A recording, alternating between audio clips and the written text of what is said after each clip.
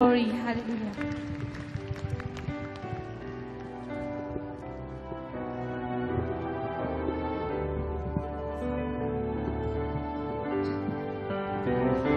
Bless the Lord, O my soul. Bless the Lord, O my soul. Let all that is within me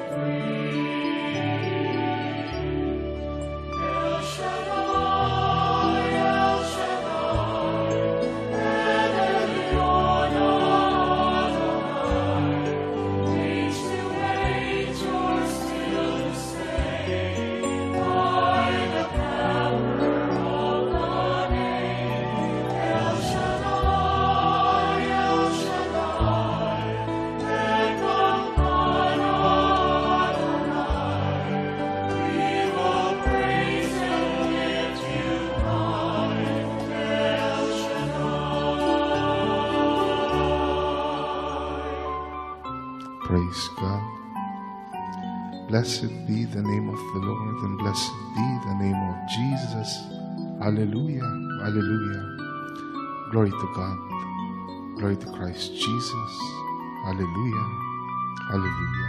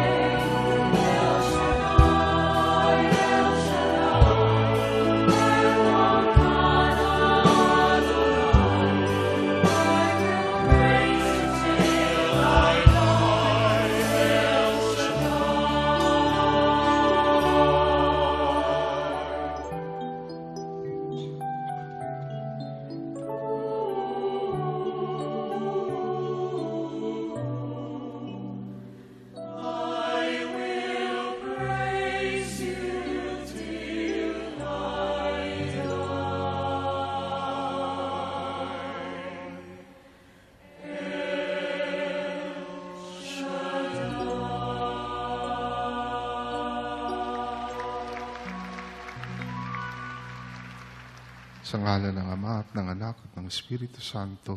Amen. Banal na Diyos at dakilang Ama, Diyos na may likha ng langit at lupa, ng lahat ng bagay na nakikita at hindi nakikita, Diyos ni Abraham, Isaac at Jacob. Muli sa gabing ito at sa dakong ito, patuloy ka namin pinupuri at sinasamba sa Espiritu at katotohanan. Linuluwalhati at pinasasalamatan ka namin sa inyong kabutihan at katapatan. At humihingi kami ng kapatawaran para sa aming mga kasalanan. Abutin niyo po kami ng inyong mahabagin at mapagpalang kamay upang ang lahat ng mga may karamdaman at may sakit inyo pong ganap na pagalingin. Ang lahat ng mga pinaghihinaan at nalulumbay, inyo pong palakasin at patatagin. Ang lahat ng aming mga problema, inyo pong tugunin.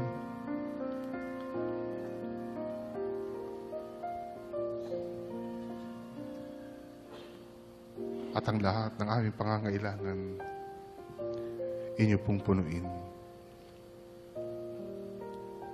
Pagpalain niyo po kaming lahat na nandito ngayon sa inyong banal na harapan. Pagpalain niyo rin po ang lahat ng makikinig at makakarinig ng inyong mabuting balita.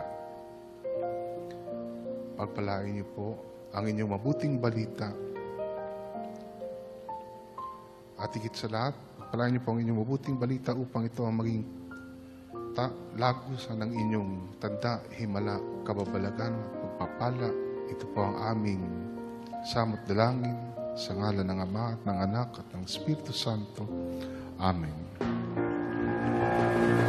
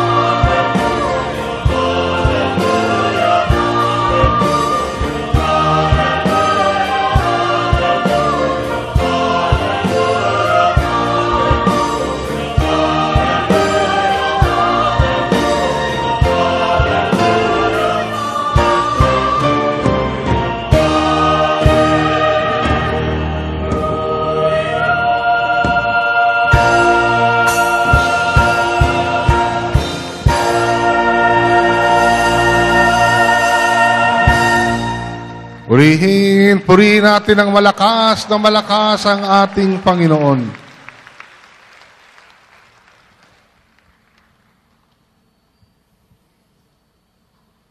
Brothers and sisters, tonight's healing message is taken from the Gospel of our Lord Jesus Christ, according to Matthew chapter 28, verses 16 to 20.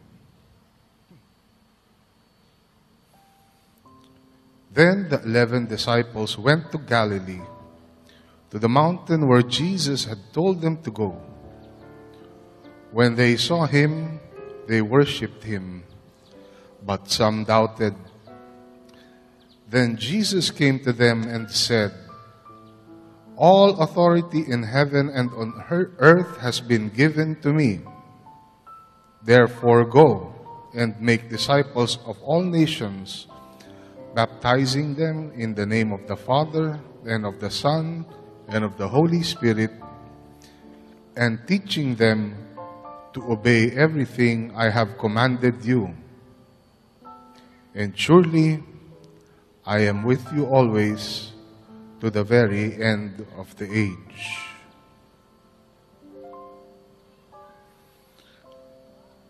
Ang 11 alagad ay nagpunta sa Galilea, sa bundok na itinuro sa kanila ni Jesus. Nang makita nila si Jesus, siya'y sinamba nila. Bagamat may ilang nag-aalinlangan, lumapit si Jesus at sinabi sa kanila, "Ibinigay na sa akin ang lahat ng kapangyarihan sa langit at sa lupa. Kaya humayo kayo at gawin ninyong alagad ko ang lahat ng bansa. Bautismuhan ninyo sila sa ngalan ng Ama at ng Anak at ng Espiritu Santo, at turuang sumunod sa lahat ng ipinag-utos ko sa inyo. Tandaan ninyo, ako'y laging kasama ninyo hanggang sa katapusan ng sanlibutan." Mga kapatid, ito po ang mabuting balita ng ating kaligtasan. To God be the glory.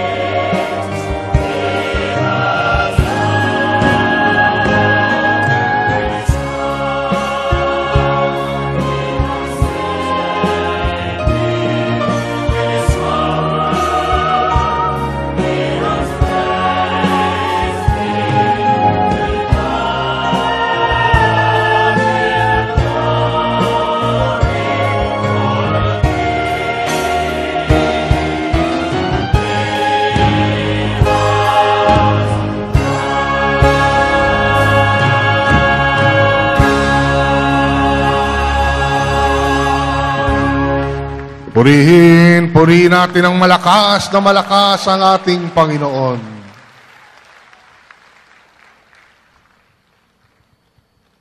Mga kapatid, isang maganda at pagpalang gabi sa inyong lahat. Tonight, I have good news for you.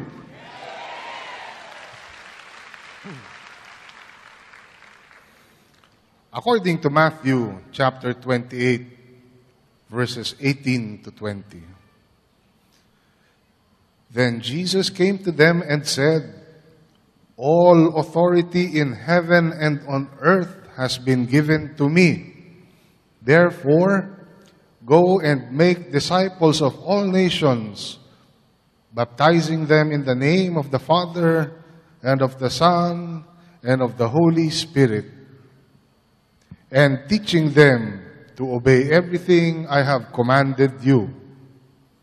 And surely I will be with you always to the very end of the age." Lumapit si Jesus at sinabi sa kanila, "Ibinigay na sa akin ang lahat ng kapangyarihan sa langit at sa lupa. Kaya humayo kayo at gawin ninyong alagad ko ang lahat ng bansa. Bautismuhan ninyo sila sa ngalan ng Ama at ng Anak at ng Espiritu Santo at turuang sumunod sa lahat ng ipinag-uutos ko sa inyo. Tandaan ninyo, ako'y laging kasama ninyo hanggang sa katapusan ng sanlibutan." Purihin natin ang Diyos. Purihin natin ang ating Panginoon. Kaya mga brothers and sisters, tonight, I will be sharing with you, ang aking isi-share sa inyo ngayong gabi, dedicated sa lahat ng mga mag-asawang may LQ. Alam niyo yung LQ? Anong LQ? Ano? Akala ko low quality o lover's quarrel. Yan. Yung mga hindi nagkikibuan, hindi nagpapansinan, mahigit na ng 6 na buwan. Yung mga iba pa nga, lampas na ng 1 taon. O makinig kayo, ha? Ang nangyari, ganito. May dalawang lalaking nagkwentuhan. Si Jose, binalitaan si Pablo. Ang sabi ni Jose kay Pablo, alam mo yung kumpare nating si Paeng. Pare, patay na. Bakit? Paano siya namatay? Natagpuan siyang bumubula ang kanyang bibig. So ano kaagad ang iisipin nyo? Nalason, di ba? So nagtanong naman, paano nangyari yun? Ang sabi naman ng isa, kasi alam mo, may kinalaman yan doon sa away nila ni Kumare. Nag-aaway ba sila ni Kumare? Oo. Mahigit na 6 na buwan nga nang hindi sila nagkikibuan, nagpapansinan. Anong kinalaman doon sa pagkamatay niya? Di siyempre, hindi na makatiis si kumpare. Ganyan naman ang mga lalaki. Ang lalaki unang susuko hindi na makatiis si kumpare, nilambing na niya si kumare para magkabati na sila. Kaya lang, ang sabi ni kumare kay paring Paeng, no. Hindi tayo magkakabati until you swallow your pride.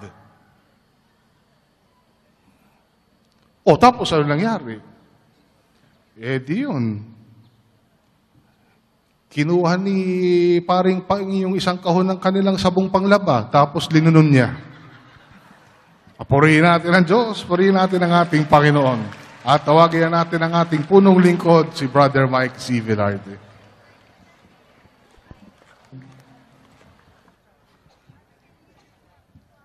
Kumusta na kayo?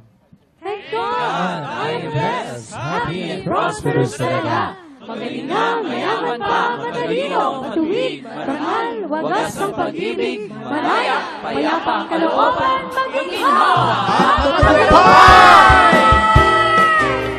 Praise the Lord! Thank God, I am blessed, happy and prosperous talaga. Thank God. Thank God, ako'y mayaman at matalino pa. Thank God, ako ay marangal at matuwid na. Thank God, happy, pag-ibig ko'y wagas na. Kamusta ka na? Thank God, I am blessed, happy and prosperous talaga. Thank God, ako'y mayaman at matalino pa.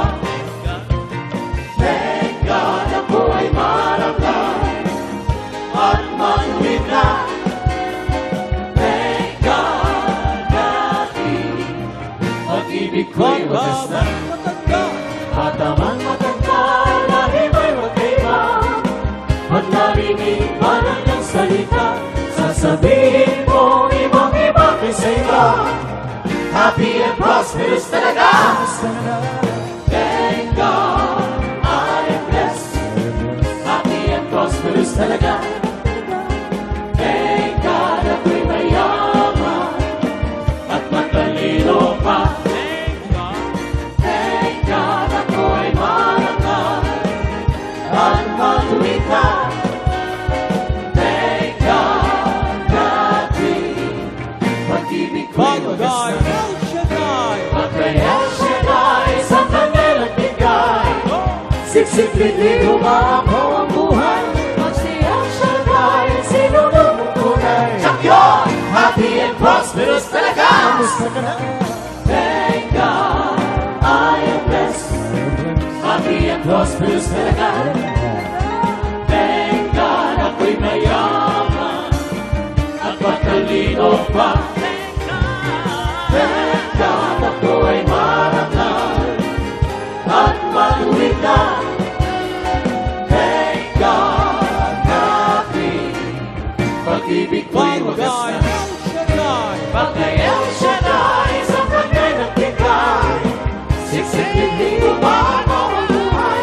Pag si El Shaddai, sinunod ang tunay. Siyak yun, happy and prosperous talaga. Thank God, I am blessed, happy and prosperous talaga. Talaga. Thank God, ako'y mayaman at matalino pa. Thank God, ako ay marangal at matuwid na. Thank God, happy, pag-ibig ko'y wagas na. Kamusta ka na? Thank God, I am blessed, happy and prosperous talaga. Thank God, ako'y mayaman at matalino pa. Thank God, ako ay marangal at matuwid na. Thank God, happy, pag-ibig ko'y wagas na. Happy and prosperous talaga. Happy and prosperous talaga. Thank God, I am blessed, happy and prosperous talaga. Magaling na, mayaman pa, matalino, matuwid, marangal, wagas ang pag-ibig, malaya, payapa ang kalooban, maginhawa, at matagumpay. Purihin ang Panginoon. Okay, taas ang kamay niyo. Taas ang kamay niyo. Nagsasabi ba kayo ng totoo? Talaga bang happy kayo? Bakit naman kayo happy? Ha? Bakit kayo happy? Okay, find your partner. Find your partner. Ang unang tatanungin mo sa partner mo, happy ka ba talaga? 1 plus 1. Happy ka ba talaga? Okay. Sasagutin nyo kung happy ka talaga o hindi. Ano yung sasagot mo? Ha? Sabihin nyo, happy talaga. Happy talaga. 1 plus 1. Happy ka ba talaga? 3 plus 3. Happy talaga. Nagsasabi ba kayo ng totoo? Kung totoo ang sinasabi nyo, anong sasabihin nyo sa huli? Ha? Thank God daw eh. Ano sasabihin mo? Sabihin mo, mabuti ka pa. 1 plus 1. Happy ka ba talaga? 3 plus 3. Happy talaga. 7 plus 7.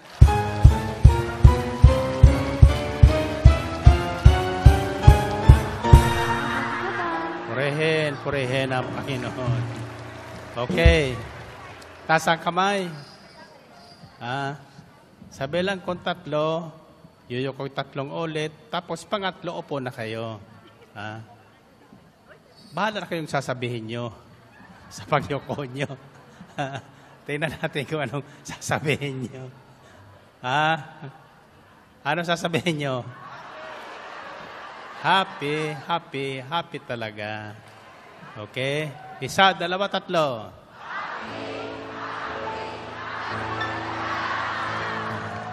Purihin ang Panginoon.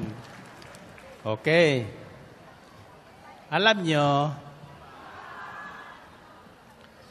bawat buhay ng tao, 2 bagay ang pwedeng mangyari. Sa lahat ng pagkakataon. Pwede kang maging happy, pwede kang malungkot.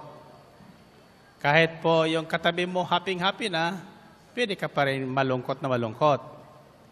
Amen ba? So, 2 bagay lang yan. Napuna ko sa aking munting pag-aaral sa Biblia, laging may katapat na ginawa ang Diyos. May lalaki, may babae. May harap, may likod. Dala-dalawa, di ba? May kaliwa, may kanan, may pusa.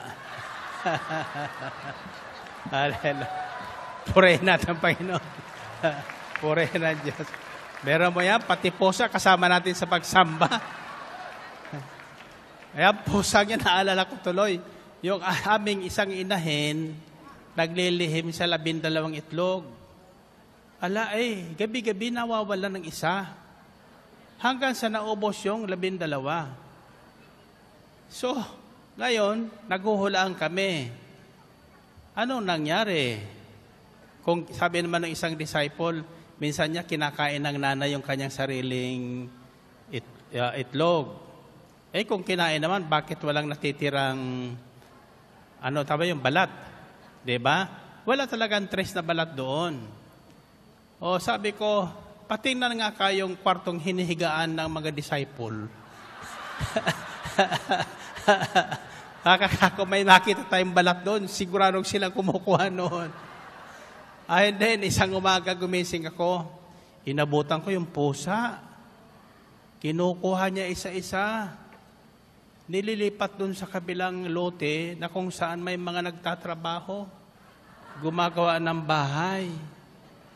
Sabi ko, alam ko na, inuutusan mga trabador nun yung pusa.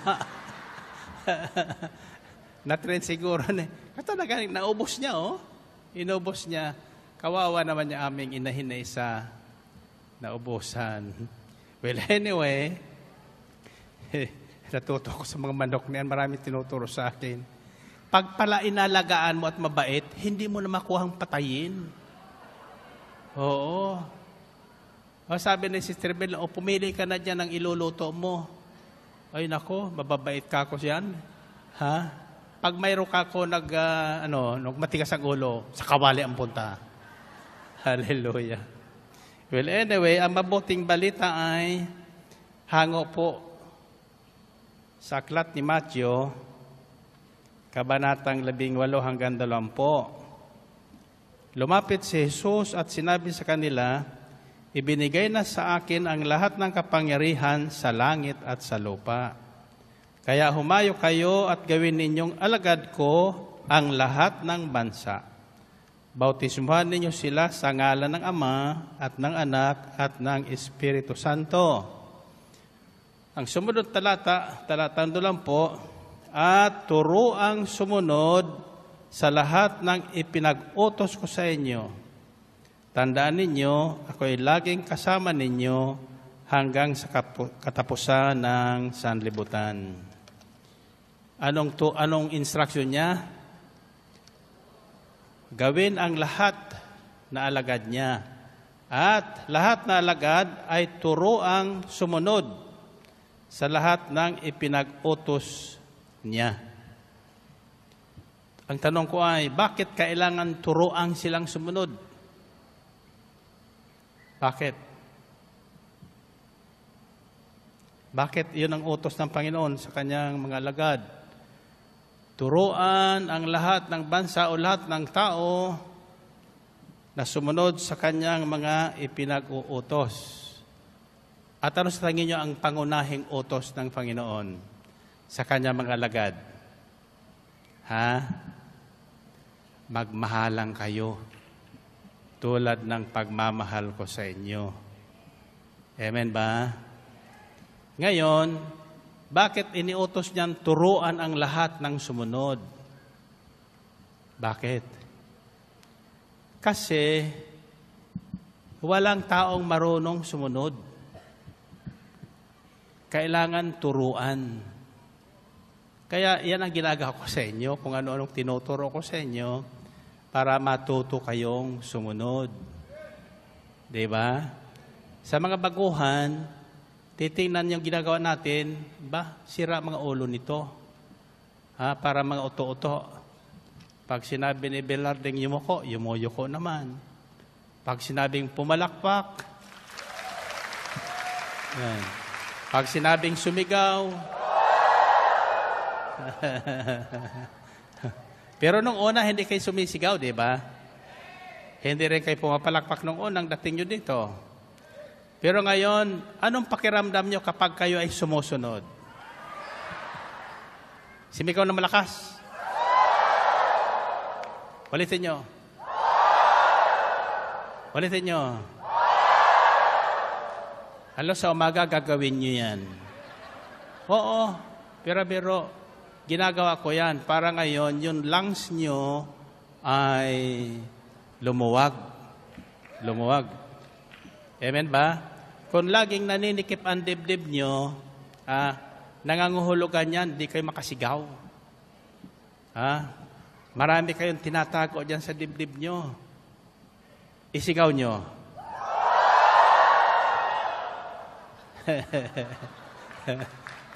Makikita nyo, wala kayong kamalay-malay, yung hingal nyo nawala. Hingal nyo nawala. Pinagmamasdan ko yung naglilid ng choir kanina. Talagang todo yung kanyang pagpupuri sa Panginoon. Pero hinihingal talaga. Sabi ko kay Brother Rapi, patingnan nyo sa doktor yung mga iyan. Kasi ang papayat na nila. Kailangan tuturuan. Tinan nyo, kung hindi kayo turuan magpatingin, bas nagugulat na lang ako, ayun, malala na. Kaya tayo may mga doktor, para tayo matulungan. Sa Biblia, may binanggit ang Panginoon na doktor. Amen ba? So, iyan ibinigay sa atin lahat ng Panginoon sa ating ikabubuti. Pero pag hindi mo tinuruan ang isang tao, kahit na libre na po ipagpapatingin, ayaw magpatingin. Yung aking vice president dito sa aking kumpanya, dati, takot magpatingin sa doktor yun. Ay chain smoker. Papatingin ka kako. Mamaya kako, naatake ka na lang bigla. Ayaw niya. Ayaw niya. Makarang ilang buwan ang sabihan ko, inatake nga. Ayun. Wala na. Hallelujah.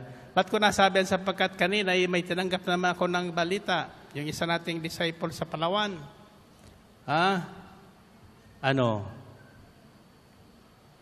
Ano ba yung sabi sa akin ni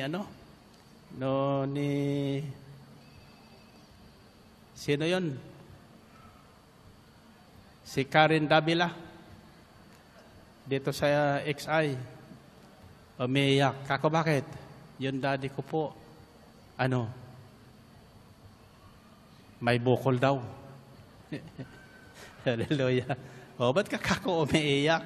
Bukol lang pala eh. Pagpatingin kayo. Kako po, every year, since nung ako po ma-bypass, I always see to it na nagkakaroon ko ng general check-up doon sa aking doktor sa Amerika. Nung nakaraang taon, inilabas niyo aking folder, ganyan ka-taas na. 17 years na pala ako nagpapatingin sa kanya since I had the quadruple bypass. Kaya sabi niya, dito naman sa record mo, tuwing magpapatingin ka, lagi sinasabi niyang, ang ganda naman ng puso mo. Ang bait-bait naman ng puso mo. Hallelujah. Tuwing magpapatingin ako, sabi niya, it's good for another 25 years. Hallelujah. Bakit? Bihira po yung nababypass na inaabot ng ganong tagal na taon. Alam niyo kung bakit? Akala kasi ng mga bina-heart bypass, okay na sila, balik na naman sila sa dati nilang gawi. Dating pagkain, dating stressful life. Hindi pwede yun. Kaya na ako'y mabypass, ang instruction sa akin ng una ng doktor, ganito yon. Sabi niya, haba ang buhay mo kung marunong kang mag-manage ng buhay mo. Ang una mo anyang iwasan yung ma-stress ka. Ang sabi ko naman sa kanya, pakisabi sa misis ko yan. Para hindi ako ini-stress. Amen ba? Pangalawa sabi niya, pagkakain mo sa tanghali, matutulog ka. Lay flat on bed, at least 30 minutes to 1 hour to break the stress that is building up the whole day. Kaya ako, sa Amorsolo, since noon, for the last 17 or 18 years, pakakain ko talaga, tulog na ako. Kahit sino pang bisita ko dyan. Ayaw nilang umalis, akong alis. Pupunta ko doon sa akin tulugan. Kaya, tingnan nyo, awa ng Diyos. Amen? Gwapo pa rin. Diba? Pangalawa, sabi niya sa akin, iwasan mo na yung ganitong mga pagkain. Huwag ka nakakain ng mga red meat.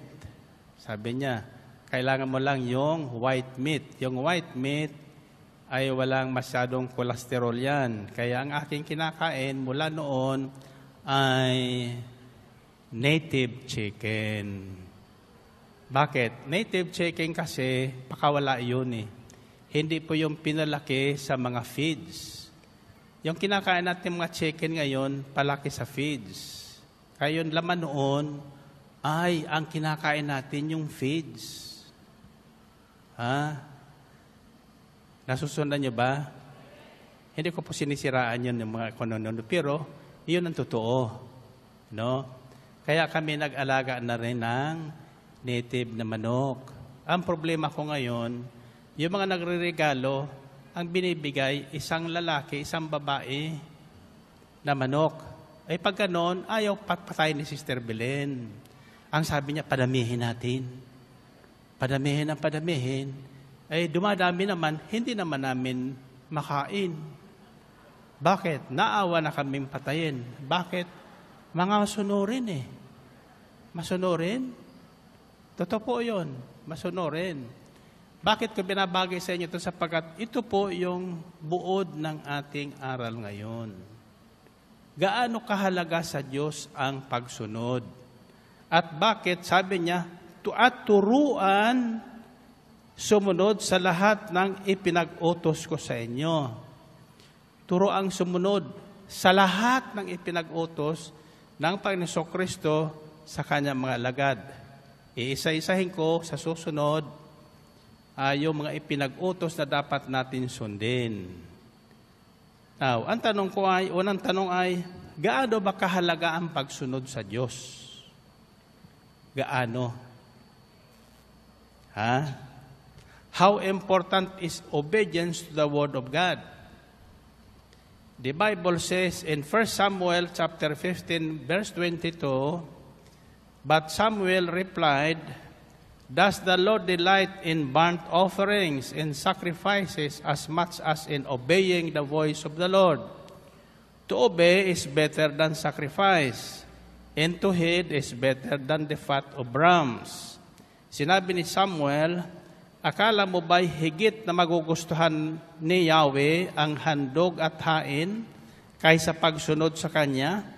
Ang pagsunod sa Kanya ay higit sa handog at ang pakikinig ay higit sa haing taba ng tupa. Si Saul kasi, hinirang ng Panginoon. Ang hirangin si Saul ng Panginoon, ang sinabi ni Saul, hindi ako karapat-dapat para maging hari ng Israel. Ang pinipili talaga ng Diyos ay yung hindi karapat-dapat para pag naging karapat-dapat, ang mapupuri ay ang Diyos. Amen?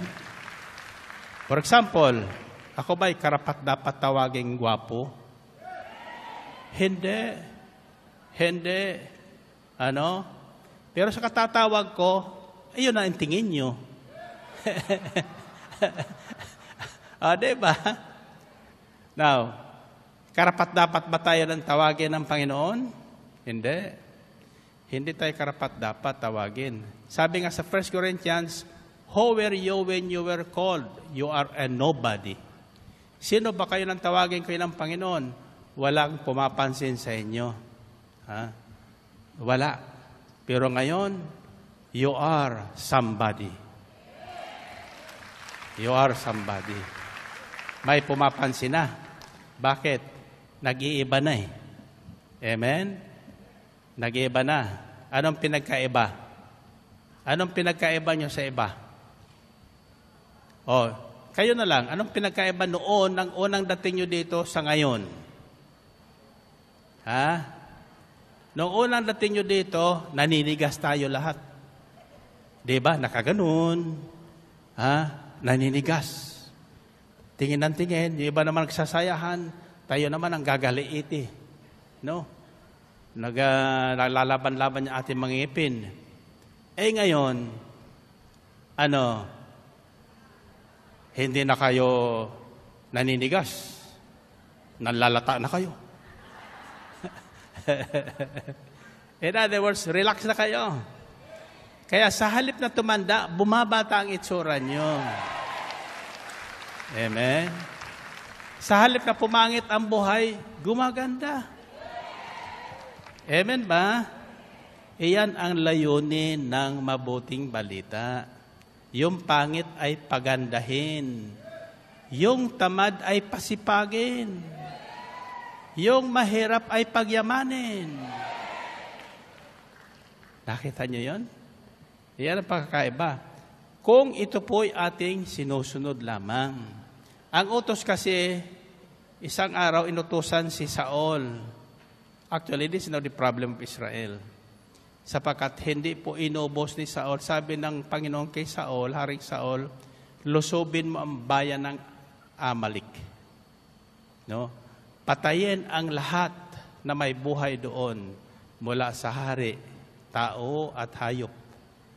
Walang bubuhayin. No? Yan yung mga Palestino ngayon. Palestinian.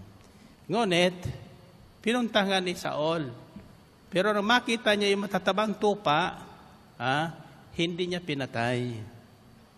Binihag nila at iniuwi.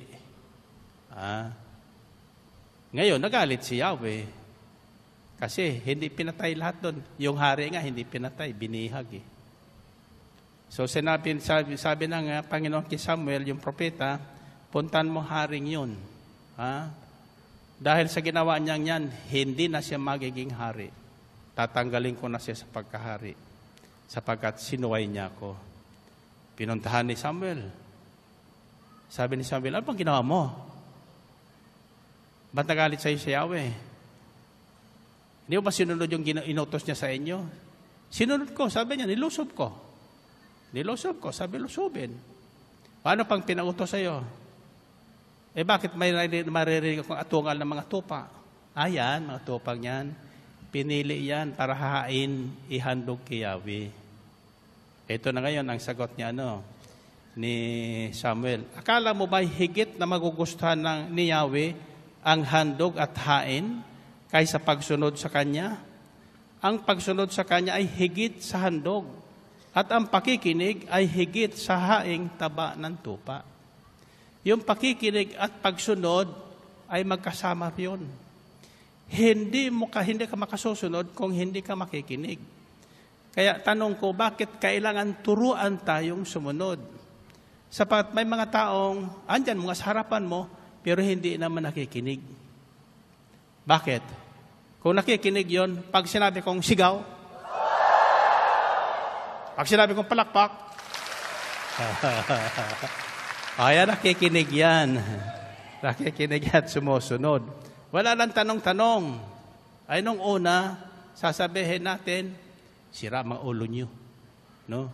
Inututo lang kayo ni Bilarding yan. Huwag kayo pag kayo makinig at susunod, gaganda ang inyong buhay. Now, ang Diyos, basahin niyo ang Biblia, wala pong ipinag-utos na makasasama sa tao. Lahat ay makabubuti. At sa sandaling sumunod ka sa Kanya, ito po ang mapapala mo. Laging may nakalaang gantimpala ang Diyos. Kaya ako may kasabihan, ang taong masunurin, laging pagpapalain. Amen. For example, yung simpleng palakpak nyo yan, alam nyo ba na kayo'y naliligtas niyan sa alta presyon? Totoo yun. Totoo yun. No? Kung kayo ay may sakit na alta presyon, yan lang ang solusyon. Papalakpak lang kayo. Tapos, sasamahan nyo ng ngiti, marirelax na yung muscles nyo, yung pressure nyo, magno-normal. Subukan mo magalit. At magalaite. Kung may alta presyon ka, sushoot up agad ang ang dugo mo. Hanggang sa mahilo ka. Ano gusto mo? Mahilo? O maging masaya? Sabi sa Biblia, laughter is the best medicine. Amen? Okay. Sabi nyo, reward. Ang unang reward, kapag tayo ay naging masunurin, lahat ng ating gagawin ay tiyak pagpapalain. Amen. Lahat na inyong gagawin, pagpapalain kayo. For example, okay, may tindahan kayo. Tindahan kayo. Dahil dati, malakas ang tinda nyo, magbinta nyo. Pag-araw ng Sabado, at pag-araw ng Linggo. So ngayon, hindi na kayo makapagsimba. Hindi na kayo makasamba. Sapat busy na kayo. Diba? Hindi magtatagal. Kukunin ang tindahan nyo. Pero pag sinarhan nyo yan sa araw ng pagsamba, wala pa kayo doon. Sold out ng tindahan nyo. Pagbukas nyo. Amen ba? Si Cardinal Tagle, mayroon pong patotoo diyan sa Amos, Cavite. Sa Amos. Noon nandiyan pa siya, hindi pa siya Cardinal. Mayroon siyang tindahan na binibilhan. Na pangalan, kalimutan ko ang pangalan. Bumili sa isang Sabado, aba, nagsasara na. Ang sabi niya, bakit ka nagsasara? Kasi may gawain po sa El Shaddai. Pupunta po kami sa El Shaddai. Kung kailan malakas ang binta mo, saka ka na magsasara? Sabi niya, Bishop, sabi niya, pagbukas ko nito sa Lunes, higit na marami ang aking binta. Amen? See? Yung sa Panginoon kasi sa Panginoon. Ito nga pala, ang obedience na hinihingi ng Diyos ay buo. Hindi po half-hearted. Alam ko may nakikinig sa inyo dyan, sa Canada, sa Amerika, sa Australia, na kung saan ang lahat ng inyong binibigay sa simbahan o any religious organization is tax deductible. Kaya humihingi kayo ng resibo ng inyong tithes in offering so that when income tax filing comes, you apply it as your tax deduction. Alam, sa totoo lang, ang sum up total po niyan, kung ginagawa nyo yan, wala kayong binibigay sa Panginoon. At may nasusulot pa dyan, sinabi ang Panginoon dyan, ano sinabi niya dyan? Give to Caesar what is Caesar's, and to God what is God's. Yung buwis natin sa pamahalaan, ibigay natin ayon sa ating income, yung ating handog sa Panginoon, ibigay din natin sa Kanya ayon sa ating pagpapalang tinatanggap. So kung i-apply nyo po yan sa tax deduction, di parang binawi nyo yung inyong ibinigay. Nasundan nyo ba yun? No? If you are practicing that, then it's time to re-examine your offerings. No? So, that is not supposed to be applied to tax deductions. Otherwise, wala kayong ibinigay. That is the very reason why you do not receive the entire blessings promised according to the Bible. Kaya hindi mabuksan-buksan yung durungawan ng langit sa atin sapagkat hindi natin sinusunod talaga yung kanyang utos.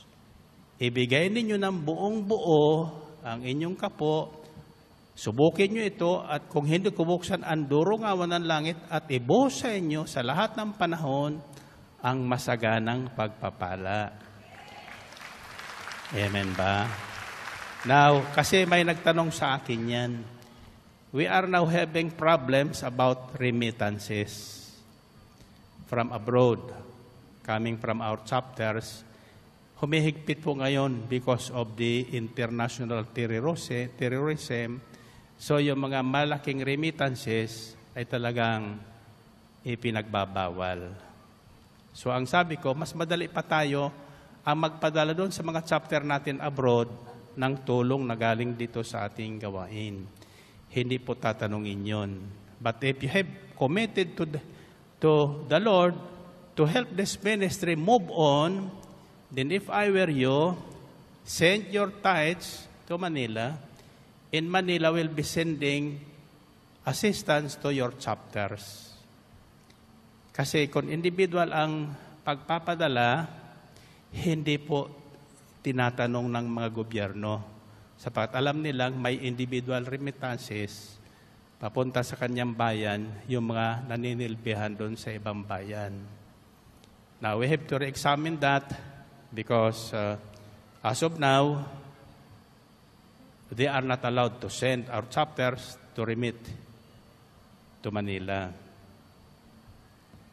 So, the first reward, if we fully obey the Lord our God, is God will bless us in everything we do.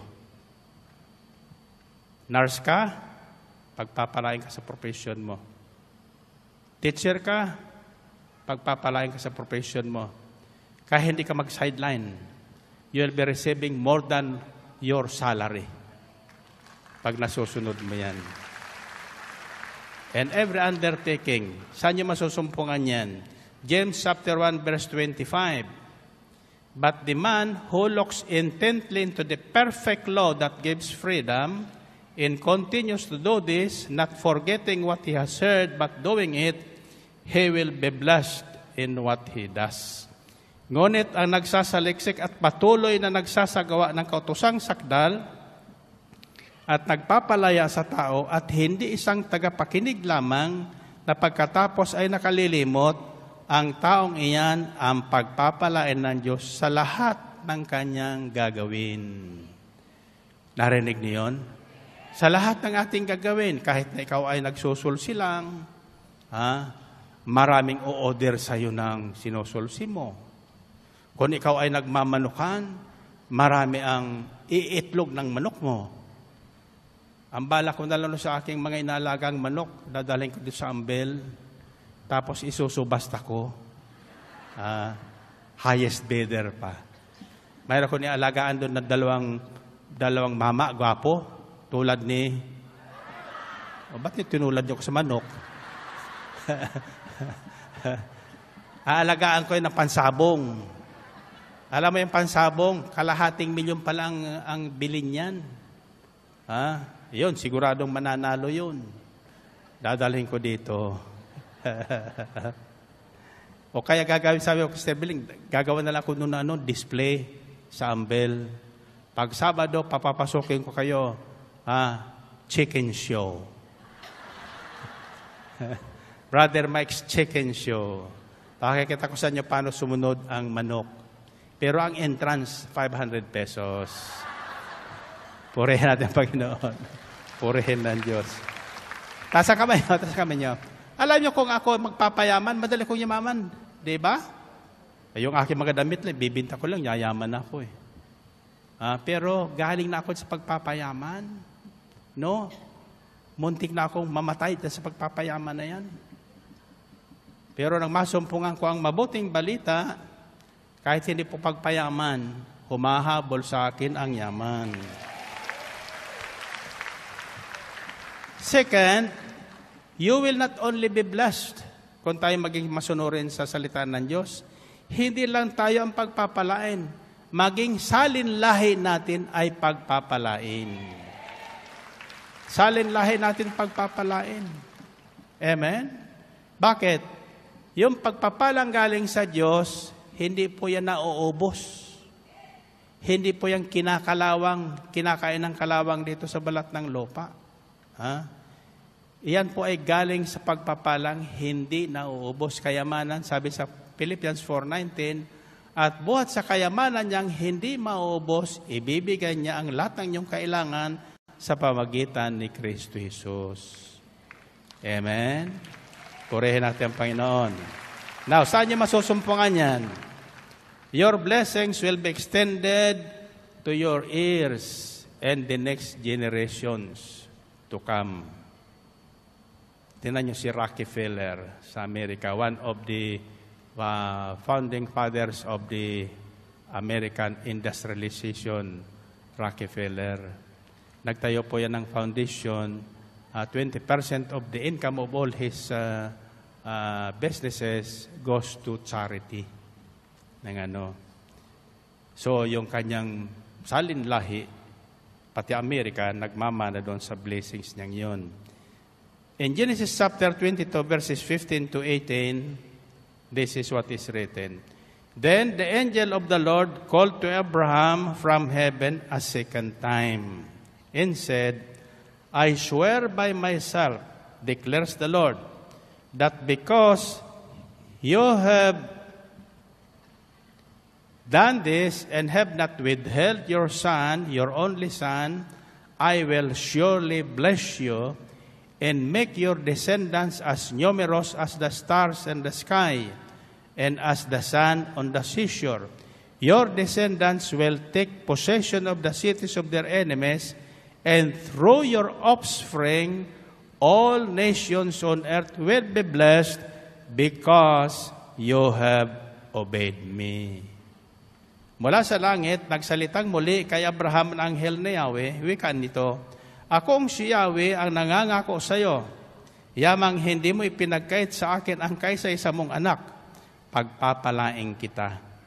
Ang lahi mo'y magiging sindami ng bituin sa langit at ng buhangin sa dagat. Lulupigin nila ang mga lungsod ng kanilang makaaway. Sa pamagitan ng iyong lahi, pagpapalaing ko ang lahat ng bansa sa daigdig sapagkat ikaw ay sumunod sa akin. Narinig niyo yon? Ano ba ang inuutos ng Diyos kay Abraham na sinunod niya?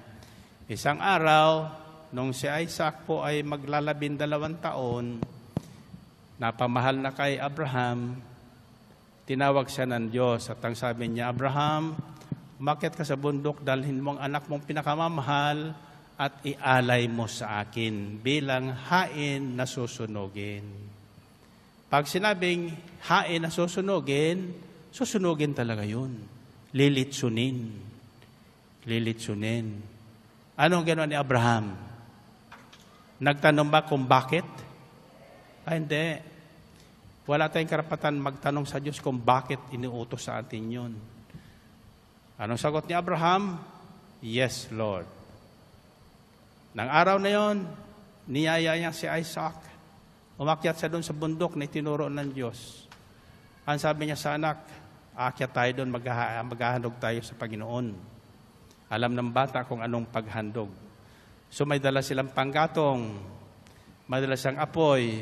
Nung malapit na sa bundok, sabi ni Isaac, Dad, mayroon tayong panggatong, mayroon tayong apoy. Nasaan yung tupang susunugin natin? Anong sagot ni Abraham? God will provide.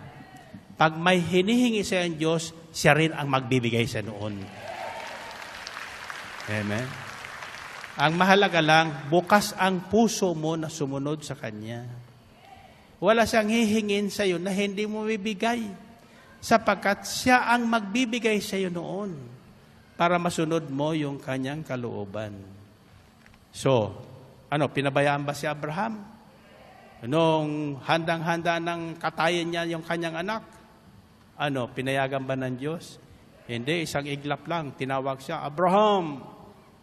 Yes, Lord. Sabi niya, huwag mong saktan ang bata. Napatunayan mo na sa akin na handa kang sumunod. Nang tumingala naman si Isaac sa sanga ng kahoy, may nakasabit na tupa.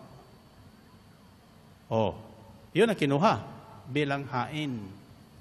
So, kaya sabi hanggang ngayon, sa bundok ni Yahweh ay laging may nakalaan. In the mountain of the Lord, God will always provide. Basta tayo sumunod lang. Huwag na tayo magsanong ng bakit. Bakit? Diba? Sunod lang tayo ng sunod. Ako, yung ginagawa ko, sunod ng sunod na walang bakit-bakit. Diba? Totoo naman Third, pangatlong gantimpala, pinagpala ka. Yung pagpapala mo, hindi sa'yo babawiin. Palalaguin pa nga yan hanggang sa saling lahi mo. Kaya yung salin lahi mo, hindi niya alam kung saan ang galing minamana nila. Amen ba? Pero habang sumusunod din sila, sabi ng Panginoon kay Abraham, ay kay David, pumunta ni kay David, 1 Kings chapter 3 verse 14, and if you walk in my ways and obey my statutes and commands, as David your father did, I will give you long life. At kung mamumuhay ka ayon sa kalooban ko, kung susundin mo ang aking mga utos, mga batas at mga utos, tulad ng ginawa ng iyong amang si David, pagkakalooban pa kita ng mahabang buhay.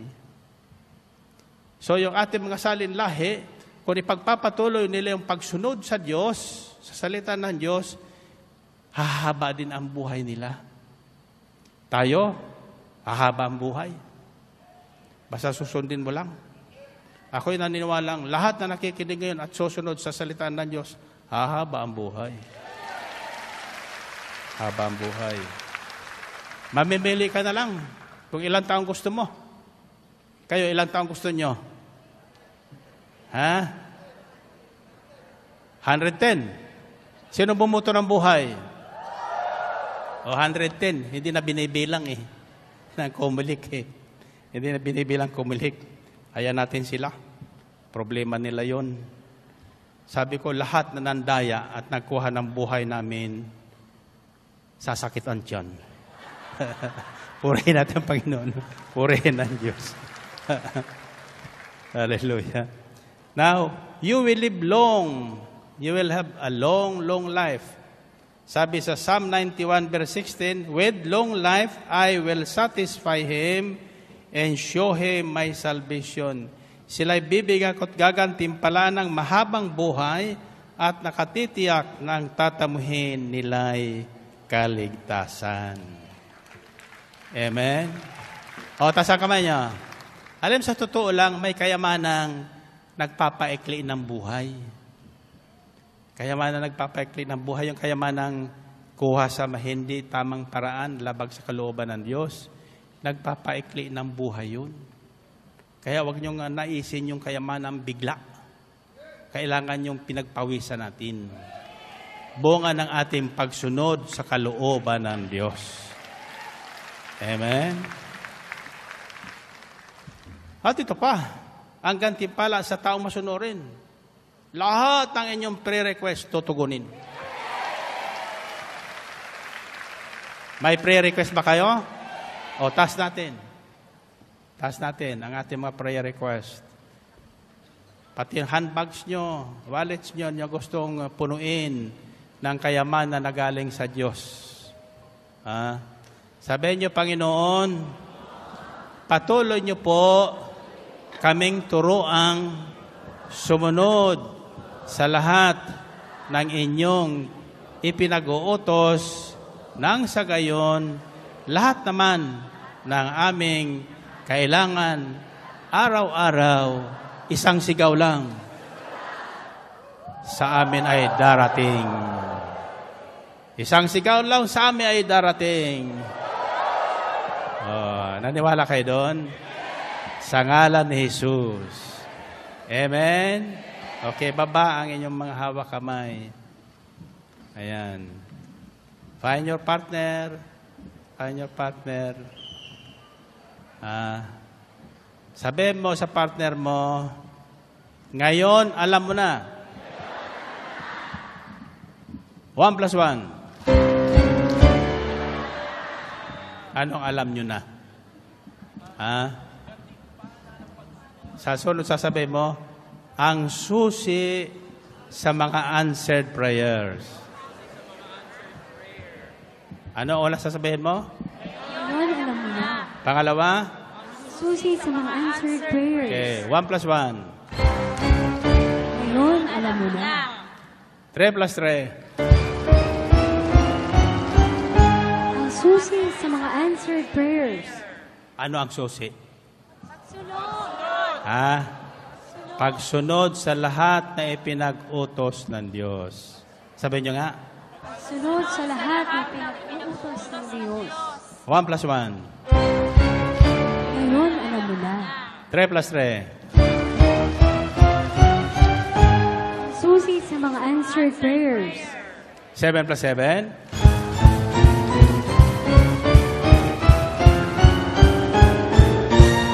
Sunod sa pinag-uutos ng Diyos. Purihin ang Panginoon. Sa kamay. Sa kamay. Sabi lang kung 3, biglang upo, ha? Biglang upo. Sasabihin nyo, answered prayer na ako. 1, 2, 3. Purihin ang Panginoon. Okay.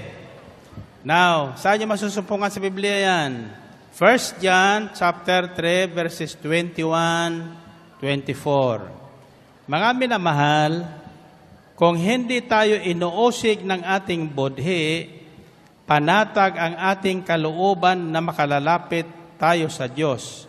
Tinatanggap natin ang anumang ating hingin sa Kanya sapagkat sinusunod natin ang Kanyang mga utos. Narinig niyo yun? At ano ang Kanyang utos? Sinusunod natin ang Kanyang mga utos at ginagawa ang nakalulugod sa Kanya. Hindi lang tayo basta sumusunod, kundi ginagawa natin yung nakalulugod. O we do things that makes God smile at us. Alam niyo ba yon? Na kapag mayroong gagawa tayong mabuti at tama at ayos sa ating kapwa, nakangiti sa atin ang Diyos. God smiles at us. Ito ang kanyang utos. Manalig tayo sa kanyang anak na si Kristo at mag-ibigan gaya ng iniutos ni Kristo sa atin. Ang sumusunod sa mga utos ng Diyos ay nanatili naman sa Kanya ang Diyos. At sa pamagitan ng Espiritong ipinagkaloob niya sa atin ay nalalaman nating nananatili tayo sa Diyos. So kung tayo ay patuloy na susunod sa kanyang mga utos, nananatili sa atin ang Diyos. Kaya sabi ni Jesus, at turuang silang sumunod sa lahat ng ipinag-utos ko sa inyo, tandaan nyo ito, laging kasama nyo ko sa hanggang daw, sa wakas ng panahon. Hanggang sa wakas ng panahon. Kasama natin ang Panginoon kung tayo ay sumusunod sa kanyang mga utos. Kung hindi tayo sumusunod, sino naman kasama natin? Ha? Alam nyo ba kapag tayo ay hindi sumusunod, ang kasama natin demonyo. Bakit? Yun nagtuturo sa atin, huwag tayong sumunod. Demonyo talaga yan . And finally,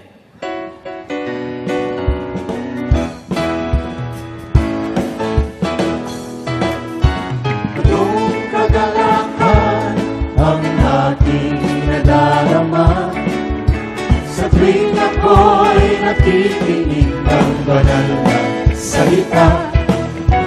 Nalaman ko ang susi ng kaniyang mga himala sa gabay ng lingkod niyang pinagpala.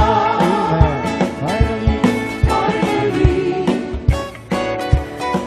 ako ngayon'y may bagong buhay.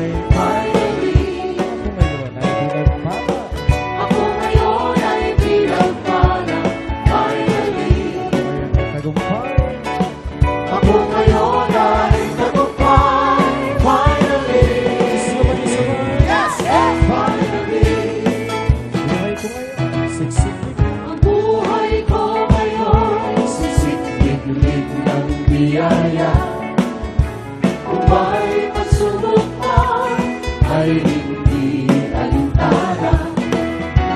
Ako'y punong-puno ng pag-asa at kalakasan. Sapat na sa landas ng kabanalan. Finally, ako ngayon'y malaya na. Finally, ako ngayon'y mayaman na. Finally, ako ngayon ay magaling na. Finally, yes, finally, finally, ako ngayon'y may bagong buhay. Finally, ako ngayon ay pinagpala. Finally, ako ngayon ay tagumpay. Finally, yes, finally, finally, yes, finally, finally, yes, finally. purihin ang Panginoon. Finally, maghawakan kayong kamay. Kasi nag-aalisa na naman. Finally pa lang . Pa tayo nagsisimula . Finally, ganito po yon.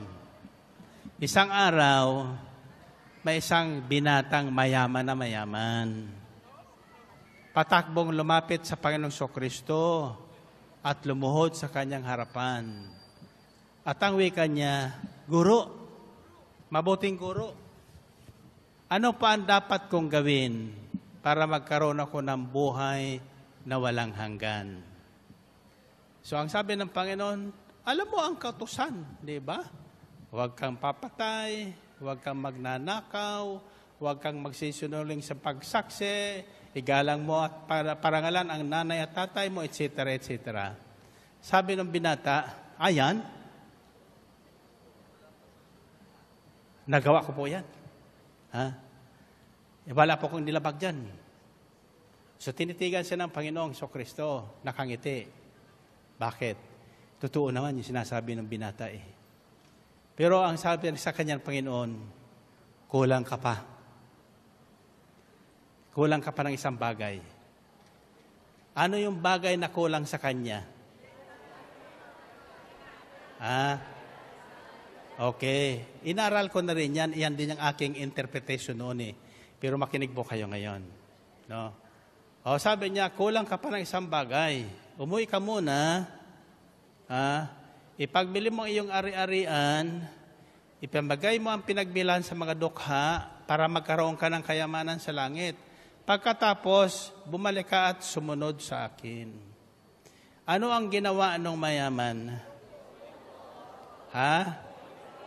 Bakit siya umuwing malungkot? Sabi sa Biblia, kasi talagang mayaman siya. Hindi. Umuwi siya malungkot sapagkat hindi niya nakuha yung gusto niya. Ano ba yung nilapit niya? Gusto niyang magkaroon ng buhay na walang hanggan. Ay, sabi ng Panginoon, ay, kulang ka pa. Kulang ka pa. So ngayon, tinuruan siya para malaman niya kung anong kulang niya. Ano ang kulang niya? Umuwi siyang malungkot. Bakit?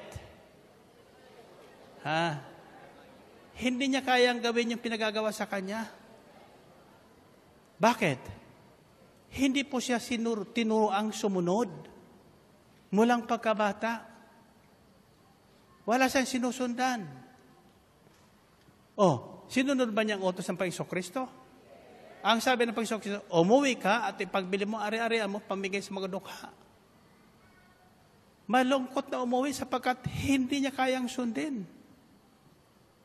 At pagkatapos, sabi ng Panginoon, pagkatapos magawa mo yan, bumalik ka sa akin at sumunod ka. Magkakaroon ka ng buhay na walang hanggan.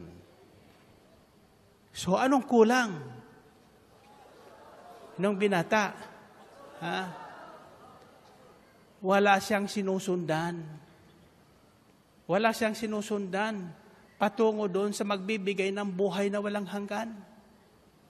Lumapit na siya para malaman niya, nagtanong na rin siya, pero hindi siya sumunod eh. Iyon ang kulang sa kanya. Alam ng Panginoon na hindi ito masunurin ang taong ito. Ano? Pag hindi po tayo nasanay sumunod at hindi natin ang ating susundan, mawawala tayo. So ang tanong ng binata, ano po ang dapat kong gawin para magkaroon ko ng buhay na walang hanggan?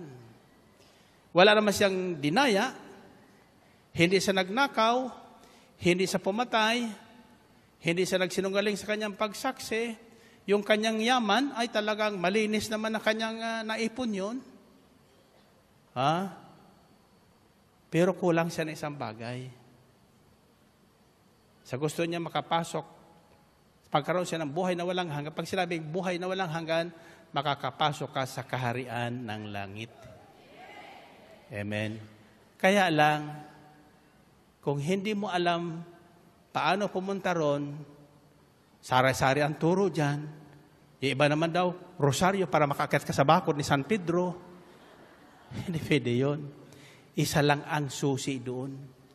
Isa lang ang daan patungo sa buhay na walang hanggan. Pagsunod kay Kristo Jesus nating Panginoon.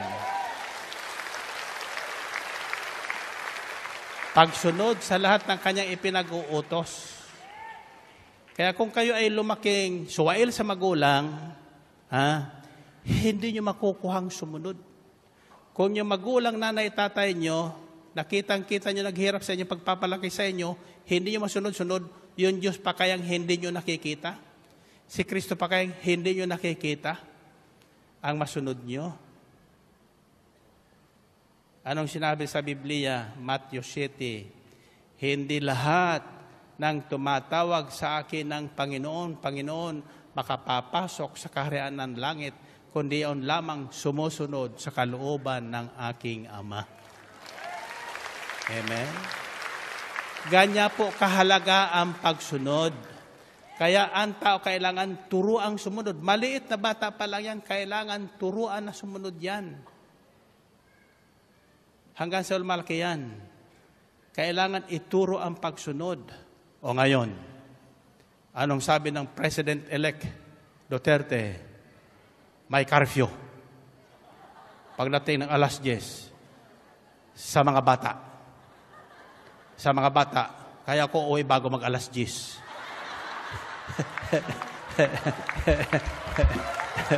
Kasama sa mga bata. Pero I like that. Kailangan yun eh.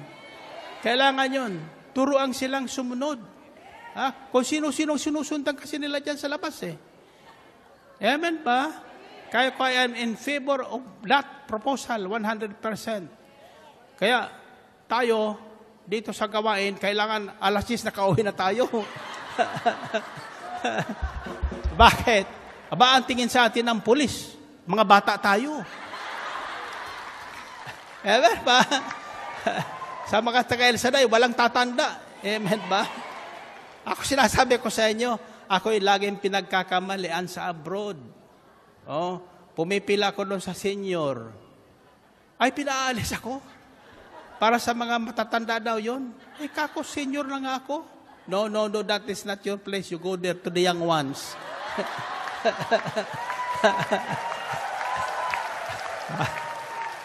Diba? O, tas sa kamay nyo. Ang tanong ay, bakit hindi tayo makasunod? Why is it hard for us to obey? Bago tayo susunod, may katwiran na. Diba? Mayroon tayong katwiran. Ha? Mahirap. Ha? Sobra na yan. Kung anong kinakatwiran natin. No? Kaya sabi ko kay Brother Vargas, lahat ng disciple mo, pag Martes, nasa harapan ko. Kasi mga estudyante dyan sa College of Divine Wisdom, walang gagraduate dyan na hindi dito natuturo ang sumunod. Amen? Bakit? Kahit nag-graduate na yan, di yayaman yan. Bakit? Hindi marunong sumunod eh. Pero kapag naging masunurin ka, kahit pasang-awa ka lang, siguradong pagyayamanin ka ng Diyos. Amen? Kakita niya na, diba? Kaya pag sinabi, wala nang tanong-tanong, kailan sundin. Amen? Okay, taas ang kamay nyo, Sabihin nyo, Panginoon, salamat po sa inyong pagpupimilit na kami ay matutong sumunod sa lahat ng inyong ipinag-uutos. Bigyan niyo po kami hindi lamang ng karunungan, kundi ng loobin na kami ay sumunod. Gaano man kahirap o di naman namin maunawaan ang ipinag-uutos. Obey the command before we complain. Amen ba? Purihin natin ang Panginoon. Purihin ng Diyos. Okay, find your partner. Find your partner. O nang sabihin mo sa partner mo, tandaan mo ito. 1 plus 1. Pangalawa, sabihin mo, hindi ka mapapasok sa kaharian ng langit. Okay. 1 plus 1. 3 plus 3. Paano kayo hindi papasok sa kaharian ng langit? Sa huli, sabi, kung hindi ka susunod. 1 plus 1. 3 plus 3.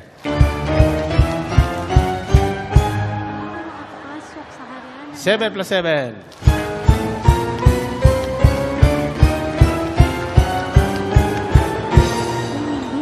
Okay, taas sa kamay, taas sa kamay, taas sa kamay. Oh, last. Huli na po itong billing ko sa inyo, ha?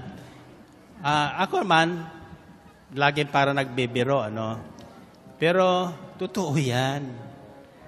I'm now serious. Para tayo ay hindi maligaw. Pag sinabing kahit finally, huwag kayong aalis. Hindi pa tapos yan eh. Amen ba? Pag tayo nagmamadali, sasabihin nyo, maunahan ako doon sa, Brother Mike, ihi pa ako eh. Ano? Mamaya na yan. Ama na yan. Para tayo matutong sumunod. Amen? Okay. Pagtapong ko sa inyo, itong isisigaw nyo at habang natutulog kayo, ulit-ilitin nyo itong sisigaw nyo, ha? Sabi nyo, susunod na, susunod na, susunod na ako. Ulitin nyo nga. Susunod na, susunod na, susunod na ako. Tandaan nyo, hindi ko sa akin nangangako, ha? Sa Panginoon ko nangangako. Ako na pag-utusan lang, turuan kayong sumunod. Kaya tinuturuan ko kayo. Yung magagalit sa akin sa pagtuturo ko, problema mo na yan. Diba? Pero yung susunod naman, tiyak yun.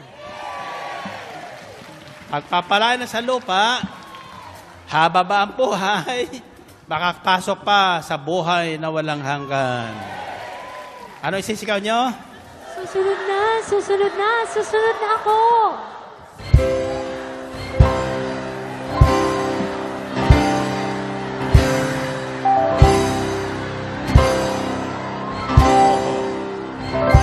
God bless you all.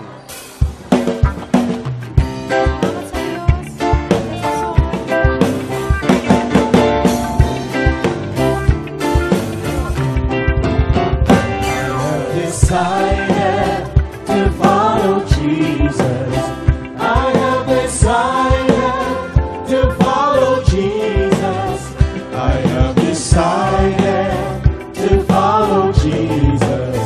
No turning back, no turning back. I have decided to follow Jesus. I have decided to follow Jesus. I have decided to follow Jesus. No turning back, no turning back. No one join me, then I will follow. No one joins me, till I will follow. No one joins me, till I will follow. No turning back, no turning back. No one joins me, till I will follow. No one joins me, till I will follow. No one joins me, till I will follow. No turning back, no turning back. The world behind me. The world behind me, the cross before me. The world behind me, the cross before me. The world behind me, the cross before me. No turning back, No turning back. no turning back.